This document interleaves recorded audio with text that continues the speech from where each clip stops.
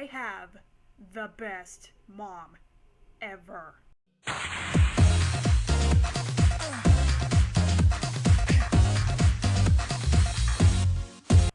What is up, you guys? I'm the SuperAnimeGirl, and this is episode 9 of the Space Dandy vlog. So at this point, I'm pretty sure you guys know how the episode starts. QT, Meow, and Space Dandy in a spaceship going to a planet. And this time, I can actually pronounce it. Planeta.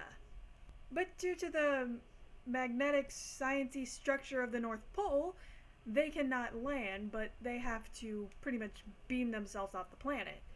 But if you guys remember from the first episode, it took them forever to get on that planet. But QT fixed it.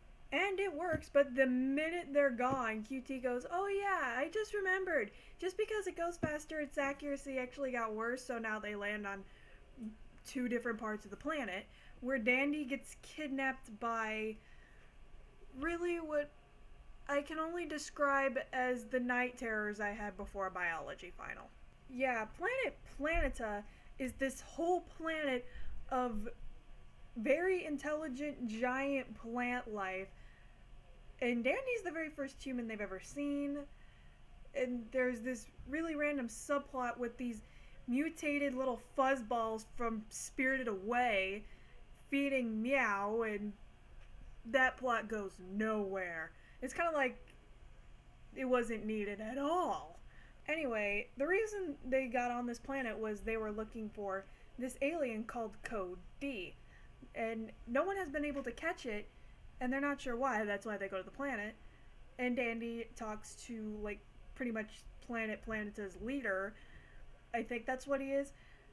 And says, yeah, we're looking for Code D. Well, we want to find out what Code D is like, because this is a very sophisticated planet. Like, it was well thought out. Like, there's a class system depending on where they live, and wow, it's like, congratulations, you thought this through.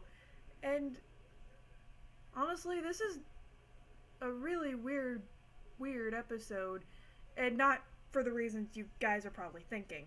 The weird thing is the art style is different here, because, yeah, there was a consistency with the other episodes, but this one kinda looks like a stylized short film.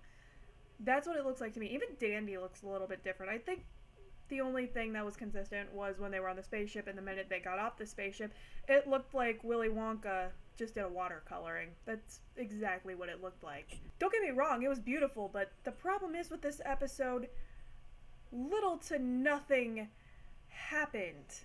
I mean, the majority of the time, Dandy is just kind of chilling with the plants. That's all that's happening. There's no explosions. There's not really a big fight scene in it, unless you really count the climax. But other than that, there was really no fight scenes.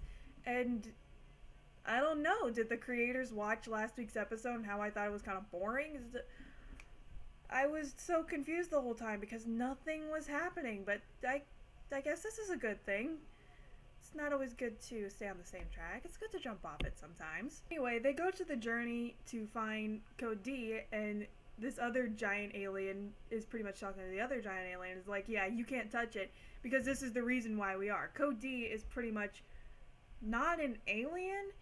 Code D is actually more of a meteorite that landed on the planet some time ago.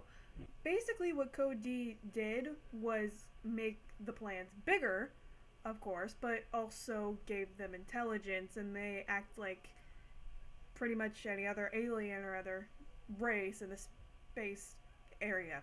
I can't talk today. And the one villain of this episode is just like, no, we don't want to be back to normal, but the wise old cool ass plant is just like, no, we need to fix this. And Dandy is literally the only person that can stop it, because when the plants get around Code D, they get bigger and bigger and bigger. And that is shown by the cutest little plant, which I swear looks like a Pokemon, 033H. I can actually pronounce a name. I'm so proud of myself. So naturally, Dandy gets rid of Code D, which, again, is an asteroid. And, oh god, the feels. the feels in this episode. Essentially, again, what Cody did was give the plants life and human feelings and get bigger. With Cody gone, they go back to being normal plants. So Meow doesn't have to worry about being eaten. Yeah, that was a subplot. That was totally pointless.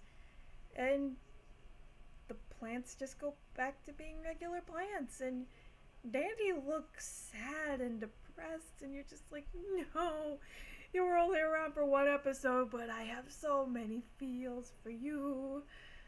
Oh, God. This was a weird episode, but I liked it. So far, this is the only episode that hasn't had a planet explode or a major fight. It was just, we went to this planet, we explored some things, and the race kind of went back to its original habitat.